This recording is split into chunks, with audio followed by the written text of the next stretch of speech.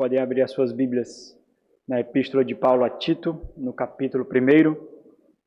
Irmãos, no século XVII, um homem pobre, filho de uma família pobre, casa-se com uma mulher piedosa. E ali ele descobre a fé, mas somente por meio de momentos sombrios da sua vida, por meio de momentos dolorosos e sofrimento, ele começa a experimentar de fato a fé que um dia ele professou. Após observar duas senhoras piedosas conversando, no entanto, é que ele escuta falar de uma maneira diferente de um tipo de novo nascimento, de um tipo de nascimento. E aí, por causa daquela conversa, por causa daquele teor, ele experimenta de forma contundente, de uma vez por todas, a fé no Senhor Jesus Cristo, e a partir dali, ele nunca mais seria o mesmo. Ele é proibido de pregar o Evangelho, mas ainda assim ele julgou que a sua vida não era tão preciosa quanto a necessidade da pregação e da salvação de pecadores. Foi preso, deixou a sua família pobre, inclusive uma filha cega, mas com pequenos serviços na prisão, fabricando insumos para sapato, ele consegue prover um pouco para a sua família. Quando oferecida a libertação em troca do silêncio novamente, ele julgou a sua vida menos valiosa do que a pregação do Evangelho e a salvação de pecadores. Ficou preso por quase 12 anos e, além de nos deixar um grande ensino, nos deixou o exemplo do que significa perder a sua vida para ganhá-la de fato. O nome desse homem é John Bunyan, um puritano batista do século XVII. O grande questionamento que nós vemos, através de uma fila gigantesca e espessa de homens como esse, é: por que existem pessoas assim?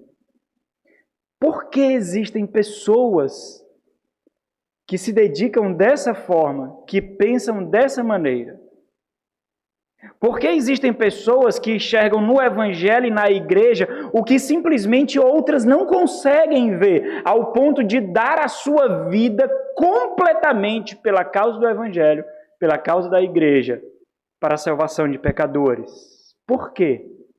É justamente sobre isso que nós vamos refletir hoje e no próximo sermão, se assim o Senhor permitir. Na última exposição, nós refletimos sobre o propósito que Paulo destina a Tito, especificamente a sua missão. Nós observamos o versículo 5 do capítulo 1, e ali nós vemos o propósito para o qual Tito foi enviado à ilha de Creta. E com isso nós refletimos sobre o propósito dos oficiais da igreja, em que Paulo resume que é ordenar a casa de Deus. Portanto, como o próprio tema sugere, nós iniciamos na última exposição, nessa porção aqui que inicia no versículo 5 e conclui no versículo 9, a missão de fato de Tito, que, por decorrência, trazendo aplicação para a nossa realidade, é a missão de todo oficial da igreja, especialmente dos presbíteros, daqueles que são encarregados de instruir a igreja, de equipar a igreja com a sã palavra. O dever com o qual Paulo encarregou a Tito para que ele gastasse ou mostrasse como homens levantados por Deus deveria gastar a sua vida em prol do Evangelho, em prol do reino, em prol da igreja. E, obviamente, isso serve de modelo para nós hoje, para a nossa igreja hoje. E foi justamente isso que nós refletimos no último sermão. O propósito do envio, o propósito da missão, os meios para atingir tal propósito: envio, missão e instrumentos. Nós aprendemos algumas coisas com isso. Nós aprendemos que o envio diz respeito à razão de estar em tal lugar para assumir tal função ali naquele local. Existe uma expectativa sobre aquele que é enviado, sobre aquele que assume uma função. Portanto, o envio deve apontar à vocação. Nós aprendemos que a missão diz respeito à forma como a vocação deve alcançar o seu significado.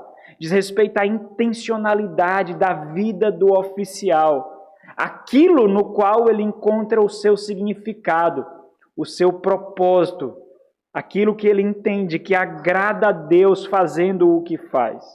Observando sobre os instrumentos, nós vimos que eles são descritos como os meios através dos quais Deus determinou que a igreja, que é a sua casa, seria equipada, edificada, preservada, conduzida até o seu encontro na consumação da obra do Senhor Jesus Cristo.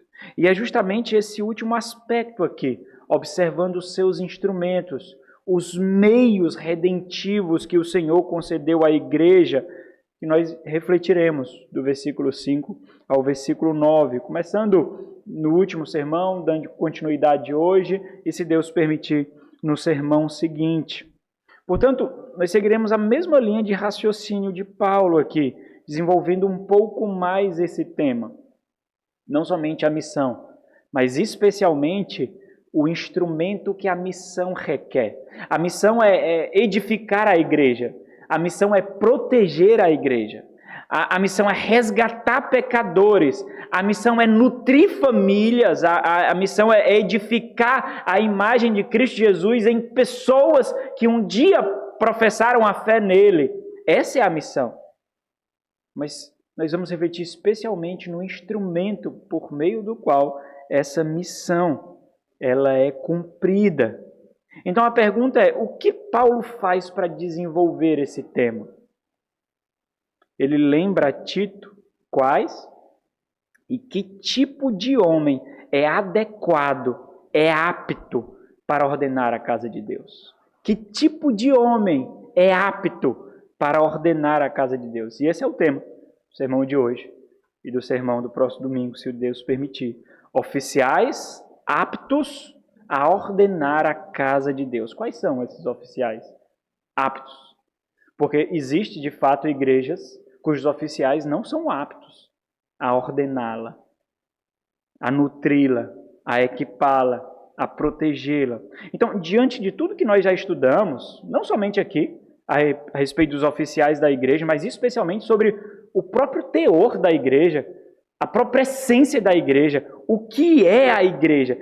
Se você já ouviu falar um pouquinho só, especialmente aqui nessa igreja, como nós entendemos que as Sagradas Escrituras falam a respeito daquilo que no Novo Testamento é chamado de casa de Deus, coluna e baluarte da verdade, é natural que nós cheguemos a essa reflexão do sermão de hoje, que continuará. Quais são os homens aptos a ordenar a casa de Deus? Quais são as pessoas adequadas para ordenar a casa de Deus? Líderes moldam liderados. Simples assim. Líderes moldam liderados. Isso quer dizer que o caráter e o propósito da liderança da igreja necessariamente afetará drasticamente a vida e o destino da igreja. Por outro lado, essa reflexão fica ainda mais intensa quando realmente compreendemos o que estamos tratando aqui. Qual tipo de instituição nós estamos considerando aqui?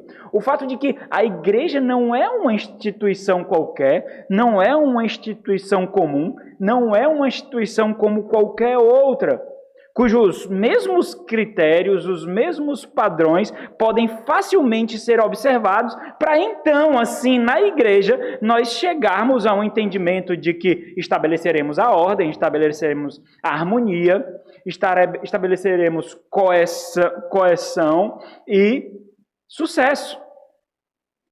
A igreja, uma igreja verdadeira, ela transcende os aspectos e aspirações, as marcas e realizações de instituições mundanas. Aquilo que aprendemos em administração, economia e marketing não cabe na igreja. Simplesmente não é suficiente para aquilo que ela exige. Simples assim. porque são destinados a instituições humanas. E nós vimos na igreja primitiva, no desenvolvimento da cristandade, homens que tiveram essa percepção que hoje é completamente diluída. A igreja é um local onde você vem para se sentir bem, onde o seu filho deve ser acalentado, onde o seu filho deve ser cuidado para que você tenha tempo de tranquilidade para receber o seu ansiolítico espiritual, porção necessária para essa semana, para que você possa conquistar o mundo nessa semana que inicia. Mas não é assim que nós vemos no decorrer da história como homens observaram a igreja.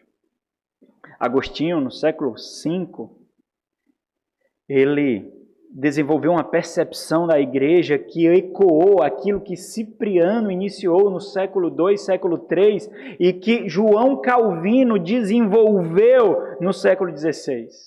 Ele disse o seguinte: o nascimento para o reino de Deus deve ser da água e do Espírito. Se alguém nasceu da herança temporal de um pai humano, ele nasceu das entranhas de uma mãe carnal, da carne.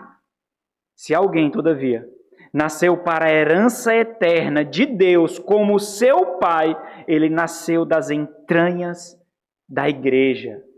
É a igreja que pare. É a igreja que nutre, é a igreja que cria, é a igreja que edifica. E se você está aqui há algum tempo, você sabe disso muito bem. É a igreja o meio pelo qual a piedade é tecida no seu coração. É a igreja como meio estabelecido por Deus para que a sua família exerça no lar o aroma de Cristo. É a igreja que faz isso.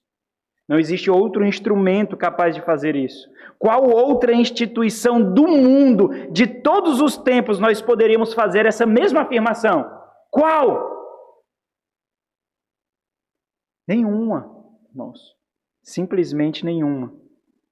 Agora, é óbvio que existem muitas aspirações ou pretendentes a tal posição. E essas pretendentes, essas aspirantes a isso, elas conseguem enganar muitos mesmo. Muitos. Mas nenhuma realmente é capaz, pelo simples fato de não terem sido projetadas para isso. Somente a igreja onde é nítida a presença de Cristo, é capaz de realizar tal feito. Portanto, isso quer dizer que a igreja é uma instituição específica. A igreja é uma instituição identificável, com uma missão e propósitos distintos que transcendem esse mundo. E é por isso que Paulo aponta, por esta causa, no versículo 5, remontando aquilo que ele afirmou no versículo 1 e versículo 4, por esta causa, qual causa, Paulo? Promover a fé que é dos eleitos e a esperança da vida eterna no pleno conhecimento de Deus. Por esta causa te deixei em Creta.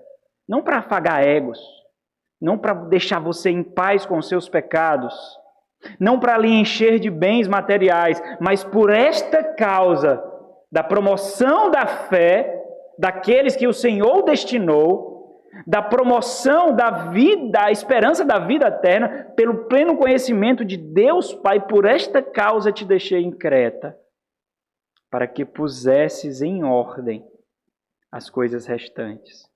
O questionamento inevitável aqui, e talvez até muito simples, mas extremamente pungente, é: por que os homens que estavam ali não poderiam fazer isso?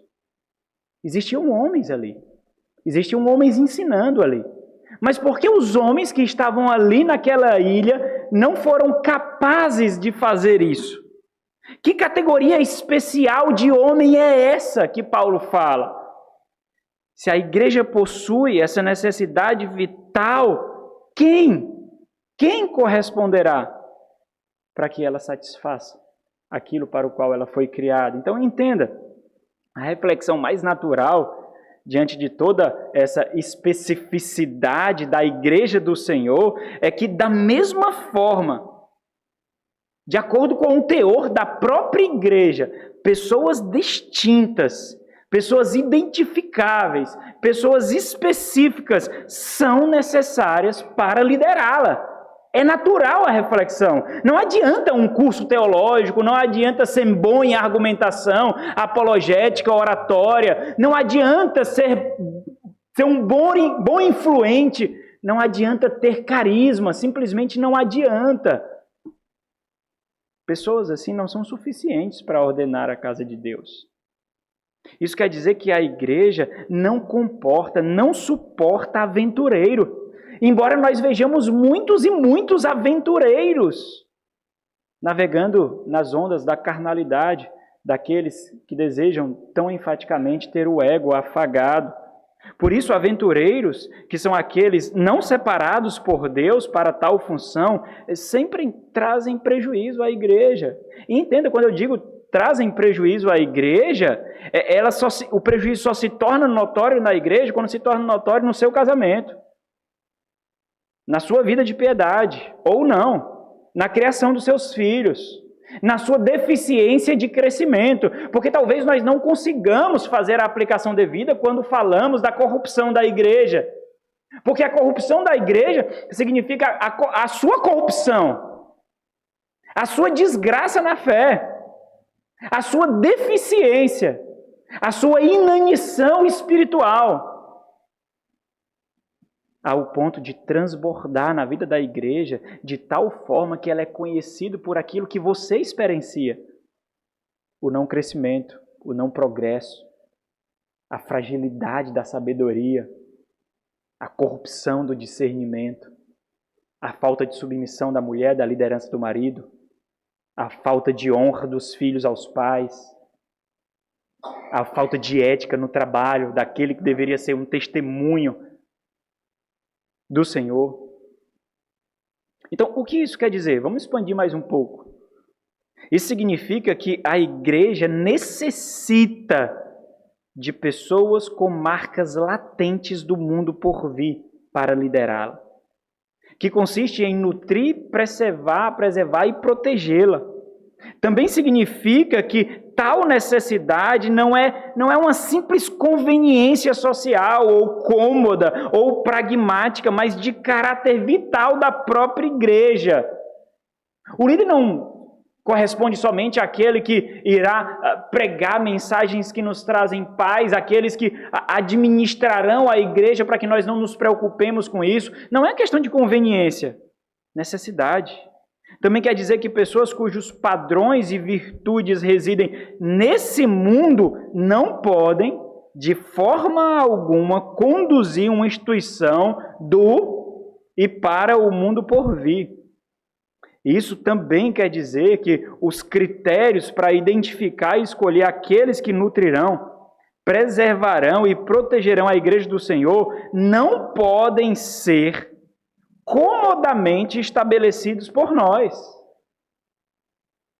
Contudo, e de forma ainda mais prática, ainda mais experiencial, isso significa que a igreja do Senhor precisa ter alguém para imitar, com a firme convicção de que, imitando, ele estará imitando o próprio Senhor da igreja.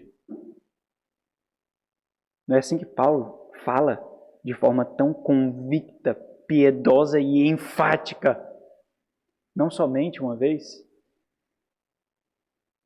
Isso resume justamente o que nós refletiremos nesse sermão e no próximo. Quais são os oficiais aptos a ordenar a casa de Deus? Eles são uma necessidade vital, esses são os pontos. Um estabelecimento divino, um instrumento moldado e marcado por Deus, um modelo a ser imitado. Hoje nós veremos os dois primeiros pontos, uma necessidade fundamental e um estabelecimento divino. Então vamos conversar por esse. Uma necessidade fundamental. Versículo 5. Por esta causa te deixei em Creta, para que pusesses em ordem as coisas restantes, bem como, em cada cidade, constituísses presbíteros conforme te prescrevi, conforme te ordenei. Irmãos, o povo de Deus, de todas as eras, sempre lutou contra o mundanismo. Sempre. Algumas comunidades sucumbiram silenciosamente, mas também profundamente às influências e ações do mundo em seu meio. Sempre inúmeros fatores contribuíram para que isso acontecesse.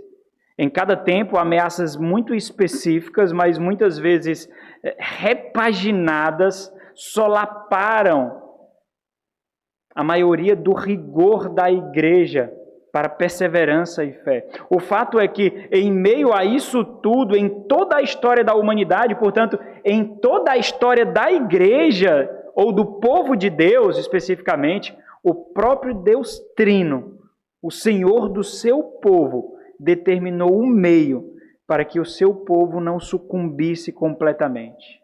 Homens vocacionados para viverem integralmente para Ele e conduzirem outros assim.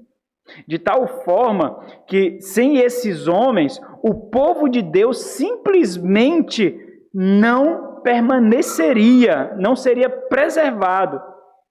E não é difícil de enxergar isso, irmãos. Nós podemos lembrar de inúmeros homens como esses, através dos relatos bíblicos. Desde as páginas do Antigo Testamento às páginas do Novo Testamento. Nós podemos saltar, basta nós olharmos pela janela do tempo da história cristã e nós vemos na própria história da igreja, como esse com o qual eu iniciei a reflexão, que serviram como instrumento de preservação para a igreja do Senhor. Quantas famílias não são capazes de destacar com muita gratidão e devoção ao Senhor o fato dele ter usado instrumentos, homens pecadores, para edificar os seus lares, a sua casa, para mostrar em qual rocha a sua família deveria ser edificada.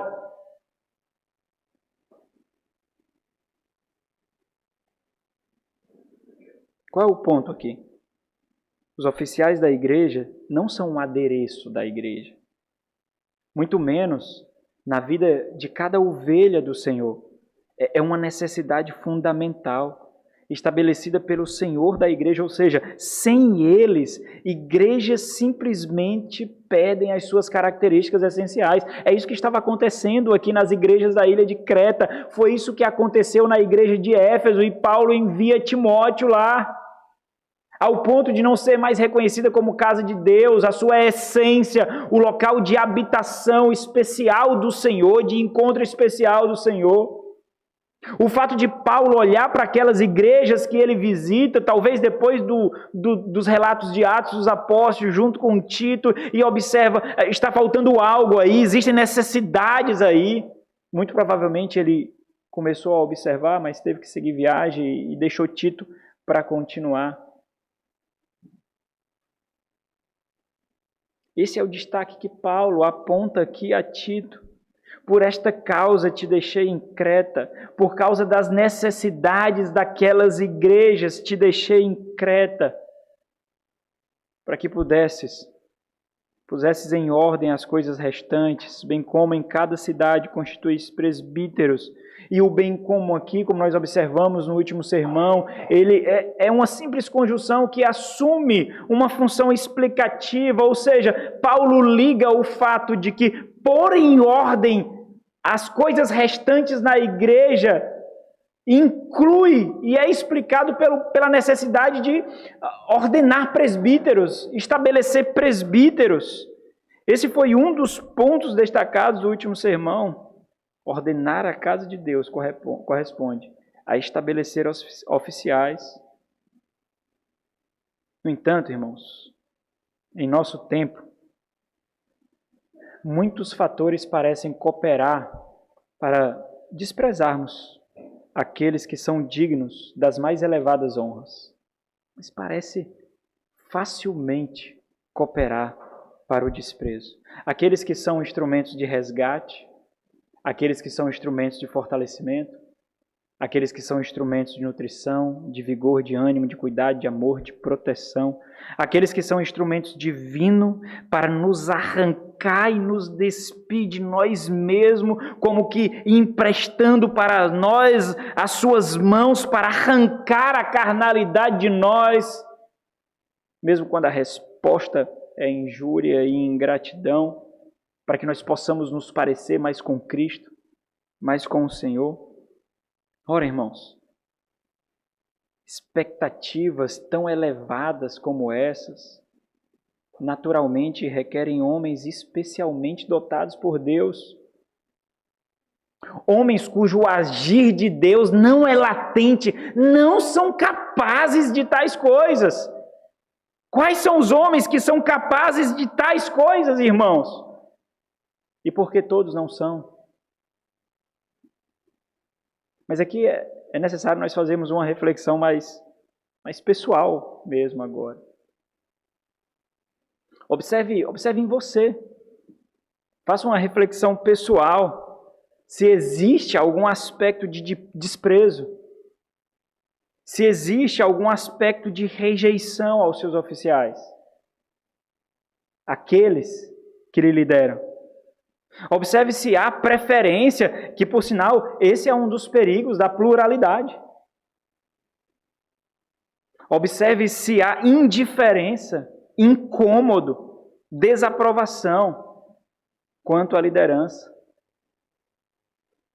Se por acaso você conseguir observar algo assim, se submeta simplesmente ao fato de que o Senhor da igreja é mais sábio do que você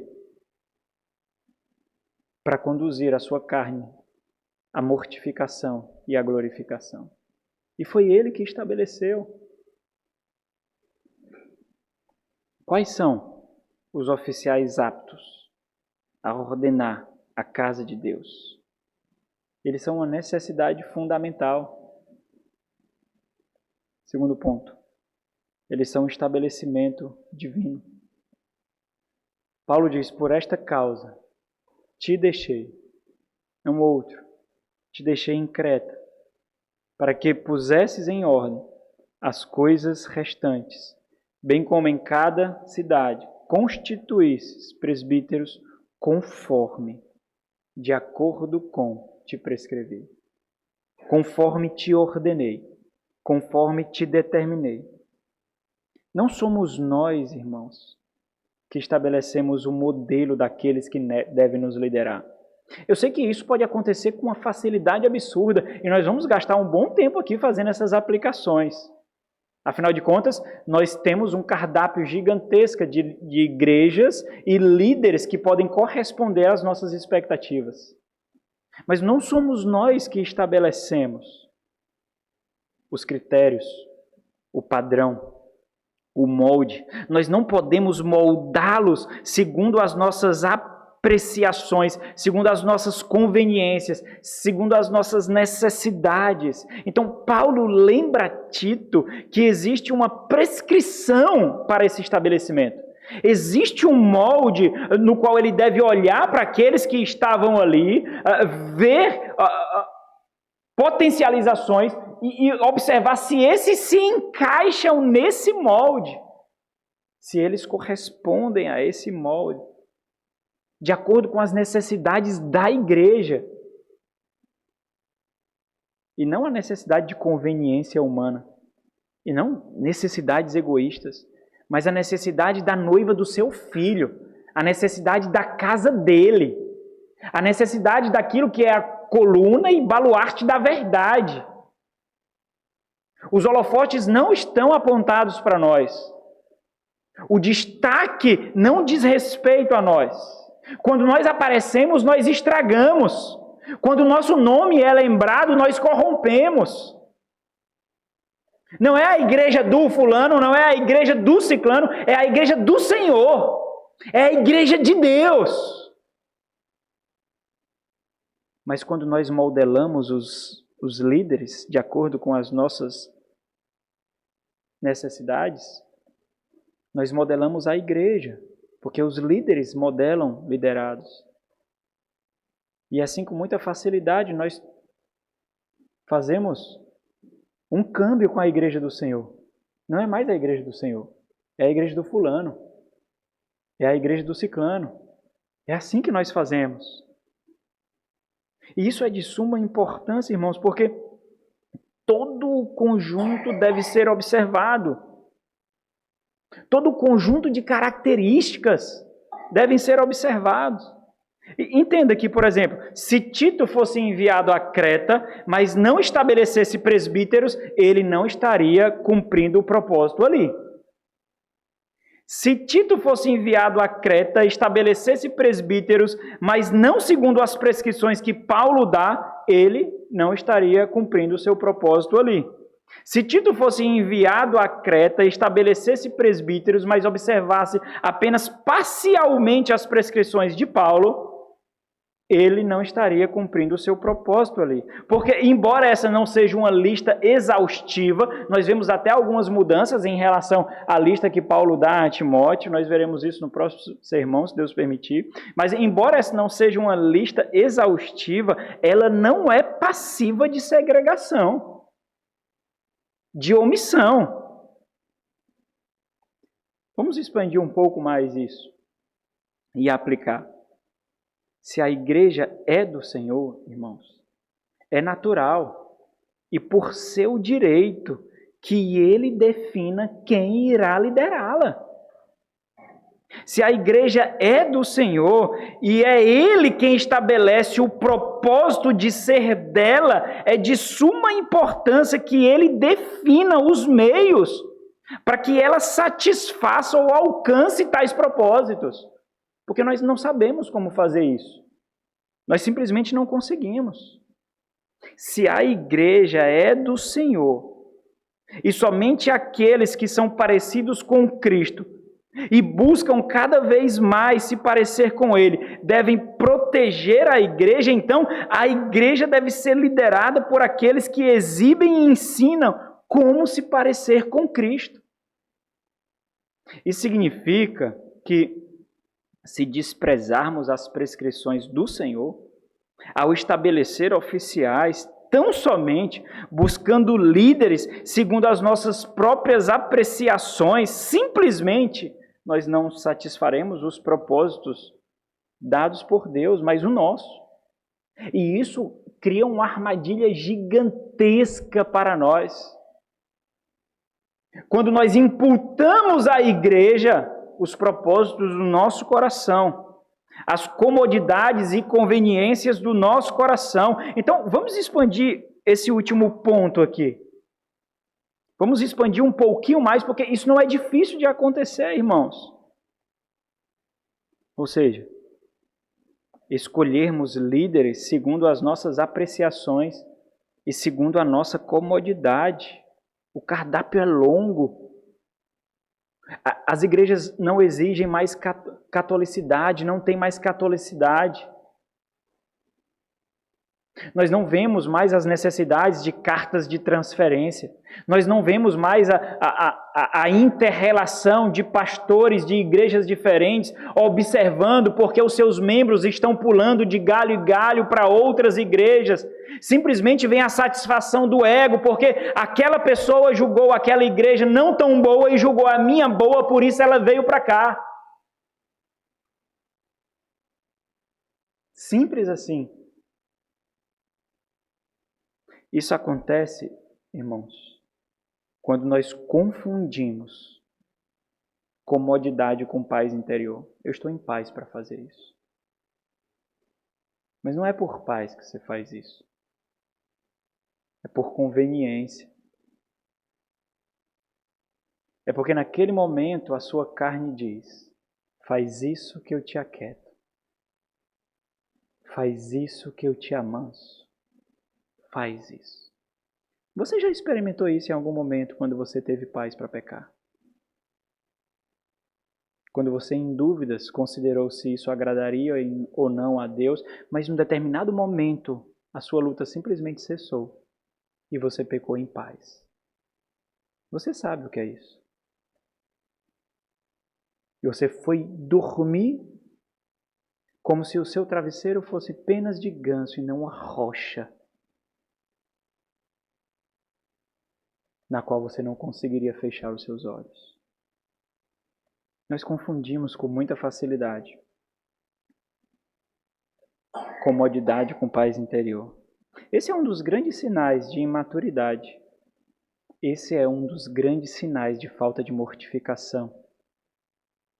Esse é um dos grandes sinais de falta de contrição em piedade. Como é possível a carne agir sem que eu sinta as dores de um corpo estranho em mim? Quando isso acontece, quando nós confundimos a comodidade com paz interior, então nós buscamos e nós moldamos homens segundo as nossas conveniências e conforto. Nós estabelecemos critérios segundo o senso comum. Já se viu alguém fazendo isso? Olha, na igreja fulano de tal, eu nunca vi ele fazendo isso. Olha, na igreja do influencer ciclano, ele não faz isso. Inclusive, eu tenho acesso e eu perguntei e ele achou isso ridículo. Nós estabelecemos critérios segundo o senso do mundo. Mas para nós tranquilizarmos a nossa consciência, nós simplesmente os vestimos com a roupagem bíblica, uma roupagem piedosa. Contudo, à medida que fazemos isso, é muito difícil que isso aconteça sem que tenhamos as consciências feridas e à medida que acalamos, abafamos os gritos, os brados e o incômodo do Espírito Santo de Deus em nós, nos alertando de que existe alguma coisa errada, de que estamos errando o caminho e esse caminho, em alguma medida, cheira à morte. Mas porque nós buscamos o nosso conforto e a nossa comodidade, não a nossa mortificação e não a nossa piedade, nós abafamos, porque nós julgamos que se estamos incomodados ali é porque o Senhor não nos quer. Porque nós não desfrutamos alegria, harmonia, comunhão. E nós calamos aquele que serve de alerta para nós, simplesmente porque os meios desse mundo não correspondem, não podem conduzir para o mundo por vir. Então, mesmo com paz interior, nós caminhamos para a morte. Mas ainda assim nós continuamos. Nós continuamos com as nossas aspirações.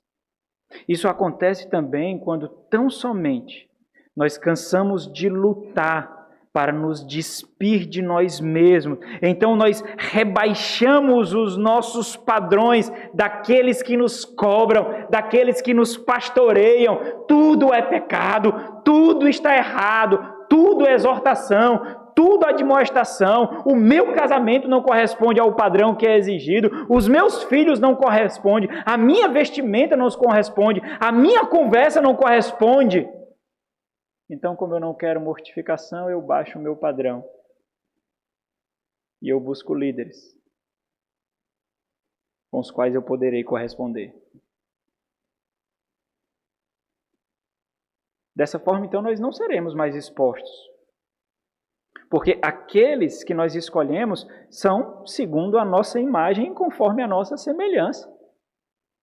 Está na nossa mesma escala. E então nós dizemos: agora eu tenho paz. Está tranquilo. Eu já vi isso acontecendo, irmãos. Tantas e tantas vezes. Mulheres se vestindo como prostitutas e em paz com o seu pastoreio nas suas igrejas. Homens sendo frouxos e fracos, não líderes do lar, mas estando em paz com a sua religiosidade. Donas de casa, mulheres, sendo insubmissas, fofoqueiras e birrentas. E ainda assim, estando em paz no culto ao Senhor. Nós baixamos o padrão. Parece que nós julgamos que deve existir um momento da nossa experiência de fé na peregrinação desse mundo em que necessariamente a nossa caminhada não precisará mais de mortificação. Nós não precisaremos mais nos despir. Porque mortificação e nos despir necessariamente exigem dor, desconforto, contrição, luta. Luta, irmãos! E aqueles que são estabelecidos por Deus para nos auxiliar nisso, para nos conduzir nisso, quando nós estamos nos despindo, estamos sentindo dor, e então Ele chega como instrumento de graça e diz: não é assim, meu irmão. A sua intenção até que é boa, mas não é assim.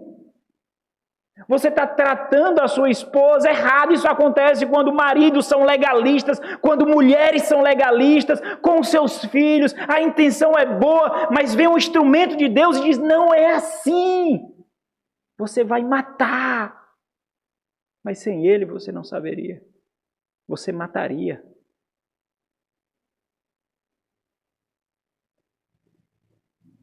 Instrumentos de graça estabelecidos pelo Senhor para nos conduzir a Ele. Porque Ele não nos suportará nos tomar como nos encontrou. Por isso que nós estamos nesse progresso, irmãos, de mortificação, santificação, mortificação, santificação, nos despindo do velho, nos vestindo do novo, nos parecendo com Cristo mais agora do que quando o culto começou.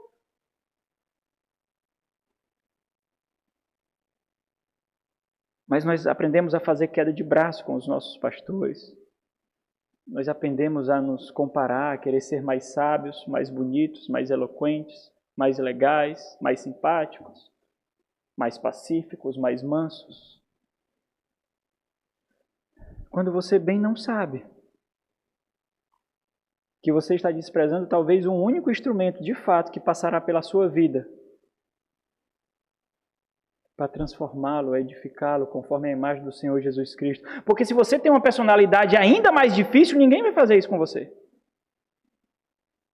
Porque você causa repulsa às pessoas. Porque você intimida as pessoas. Porque as pessoas têm medo de você. E quando você encontra instrumentos que não lhe deixam em paz, você deve se ajoelhar e glorificar a Deus. Porque encontrou homens convictos que não deixarão você do jeito que você é. Não deixarão. Mas muitos não fazem isso. Muitos simplesmente trocam os seus líderes. Trocam as suas igrejas. Usa poder de influência para fazer panelas e patotas. Simples assim. Então entenda, irmãos. Paulo está lembrando a Tito as necessidades e enfermidades daquelas igrejas e como ele iria estabelecer meios para que elas fossem supridas, nutridas e curadas. Isso porque é Deus, o nosso Senhor, o pastor e dono da igreja, quem estabelece os meios e os instrumentos para sermos aquele que Ele espera que sejamos. Não é como nós esperamos. Não é como nós consideramos. Deixa eu concluir fazendo mais algumas aplicações aqui, muito práticas, irmãos. Nós vamos desenvolver esse texto no próximo sermão, mas eu não queria passar por ele sem fazer essas reflexões absurdamente práticas e necessárias. Ainda nos voltando para esse último ponto, sobre a comodidade de escolher líderes segundo os nossos padrões, não os do Senhor. Porque, sem sombra de dúvidas, irmãos, isso nos dará muito conforto. Isso nos dará muita paz, muita tranquilidade. Isso porque nós viveremos sem luta. Nós não veremos a nossa carne sendo exposta. Nós não veremos o nosso coração sendo esquadrinhado. Porque é isso que pregações intencionais fazem. É isso que pastoreios, aconselhamentos, discipulados intencionais fazem. Você não está vendo o seu coração. Não está vendo. Vou colocar nessa mesa diante de você, porque você não está vendo como eu vejo. Não vê. Por isso não se incomoda. Não se incomoda. Tem piche nele. Tem negridão nele. Cristo não está como deveria, embora a tua boca professe. Não está. Você não vê muitos homens fazendo isso, não. Não adianta dizer que vê. Não vê. Não vê. É muito cômodo viver sem luta. É muito cômodo fazer você ficar completamente apático para o fato de que nós não estamos no playground. O jardim nós não temos mais acesso ao jardim, irmãos. Nós não estamos no jardim. As portas foram cerradas por causa do nosso pai Adão. Nós estamos fora do jardim. Fora dele. Cuidado quando seu coração não quer lutar. É a sua morte. Nós sempre estamos em luta, irmãos. Sempre. Sonha com pecados que você pecará. Sonha com pecados. Sonha com imoralidades. Estarás pecando. Sonha. Pensa em ganho fácil. Estará pecando. Escolha faculdades pelo dinheiro. Estará pecando. Pecando. Não rebaixe a santidade e a justiça de Deus conforme os seus padrões. Não faça isso. Não faça. Não se atreva. Estarás pecando, pecando. Mas nós queremos viver sem luta. Cuidado quando você parar de ser exposto. Cuidado. É um perigo. Porque você pode achar que já chegou a glorificação quando não chegou. Ao contrário de Paulo, que continuou correndo, porque sabia não ter chegado no alvo. Mas é confortável. Por isso que é tão fácil de acontecer. Porque nós simplesmente não teremos mais luta, exposição ou invasão de privacidade. Mas também, irmãos, nós viveremos uma vida que agredirá contundentemente a Deus. Você será um lembrete constante de que ainda resta o cálice da ira de Deus transbordar e gritar o seu nome, porque você não viverá para a sua glória. Você viverá para a glória da sua carne. E você será um lembrete constante de que ainda resta uma consumação. De que ainda resta um juízo final. As suas conquistas podres será o lembrete, um gemido clamando por justiça. Onde as almas debaixo do trono de Deus clamam por justiça. Suas conquistas que não glorificam a Deus. As suas escolhas que não exaltam a Deus. As suas roupas que não exibem Cristo. Mostram um apunhalado de carne que quer ser consumido. Simples assim. Simples assim. Será que você desejaria criar sua filha para ser uma prostituta? Será que você desejaria? Será que você desejaria criar um filho para ser um devasso? Um frouxo, um imoral? Pois então começa agora a desfazer o que a própria carne dele o induz a fazer. Agora.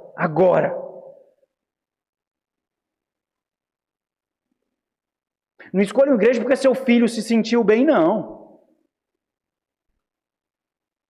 Porque você se sentiu bem. Você escolhe uma igreja se o brilho da glória de Cristo brilhar tanto lá, cujos homens não aparecem, sem personalidades. Cristo. Não tem brancos, nem negros, nem ricos, nem pobres, nem cultos ou incultos. Cristo. Cristo. Cristo. Mas isso é difícil. Porque isso daqui não nos faz buscar o que de segunda a sábado nós somos empurrados a buscar. O que durante 6, 8, 10 horas no seu trabalho você é incitado a buscar. O que durante 5, 6, 10 horas nos seus estudos você é incitado a buscar. Isso porque a paz, irmãos, nunca deve ser buscada onde a nossa carne não é mortificada. Nunca. Não existe paz sem mortificação da carne. Por isso, nós somos o nosso primeiro, mais intenso e constante inimigo a ser vencido todos os dias e várias vezes durante o dia. Se você tem um pouquinho de intencionalidade, só um pouquinho, você sabe o que significa isso. Você sabe que, embora você tenha lutado hoje, você pecou contra o Senhor. Você pecou contra Deus. Se você consegue afirmar que não pecou, você é um pirralho na fé. Você é um nanico na piedade. Porque você não tem discernimento para ver os seus pecados. Você simplesmente não tem. E por isso você se julga bom, santo. Mas não é essa a vida que o Senhor nos deixou. O Senhor nos deixou num mundo com olhos que conseguem ver, irmãos. Nós vemos. Abra Mateus para a gente terminar, Mateus capítulo 10. Mateus capítulo 10, a partir do versículo 34.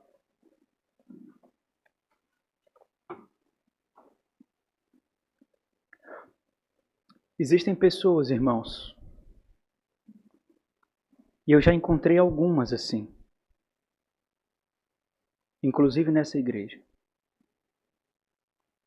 cuja carnalidade é revestida com a roupagem de piedade. Pessoas que se portam como pacifistas para expor a sua agressividade, a sua intensidade. Pacifistas não herdarão o reino de Deus, porque pacifistas não são pacificadores. Pessoas que se portam como pacifistas, simplesmente porque aqueles que lutam estabelecem a ordem, a decência e a harmonia. Por isso, eles têm um campo no qual encenar. Senão não teria. Porque eles não lutam. São frouxos. Vivem da sua eloquência vã. Porque nesse mundo, discípulos lutam. Nesse mundo, discípulos de Cristo renunciam. Nesse mundo, discípulos de Cristo perdem para poder ganhar de fato. Mateus capítulo 10. A partir do versículo 34, o Senhor Jesus está dando um discurso, não às multidões, mas especificamente aos seus discípulos. Mateus 10, 34 diz assim: Não penseis que vim trazer a paz à terra. Não vim trazer a paz, mas a espada. Pois vim causar divisão entre o homem e o seu pai, entre a filha e sua mãe, e entre a nora e a sua sogra, assim os inimigos do homem serão os da sua própria casa.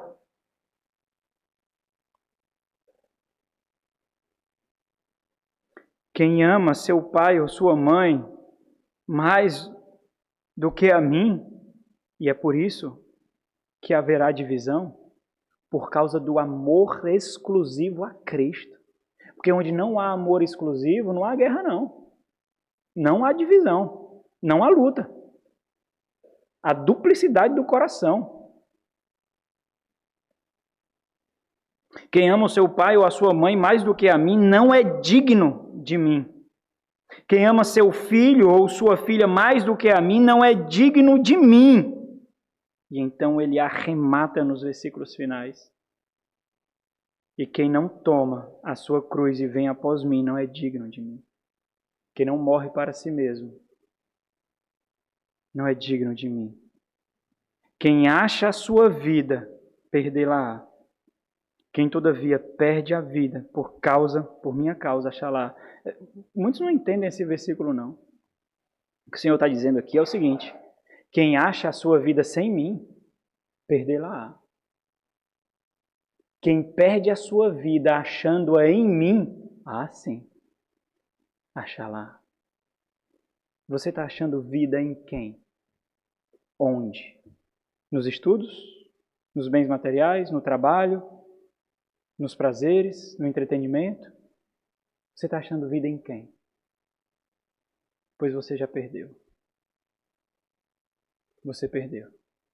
Ela não é sua. Você é um simples marionete de Satanás. E ele tem brincado com você. Você perdeu.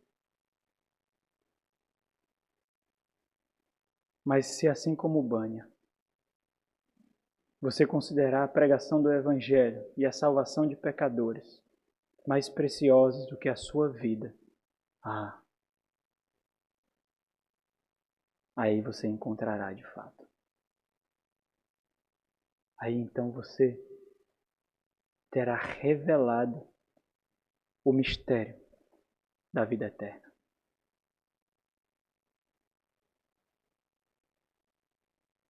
Quais são as ambições que você tem para o seu lar?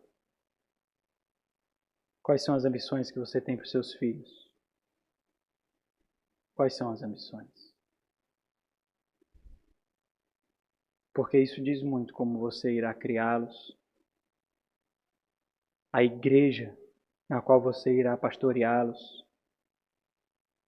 diz muito. Glorifiquem a Deus por aqueles que lhes expõem, que são invasivos, que não se amedronta com a sua ignorância, com a sua dureza, com a sua rebeldia. Porque você precisa deles. E você sabe disso. Nosso Senhor, Deus de graça e misericórdia,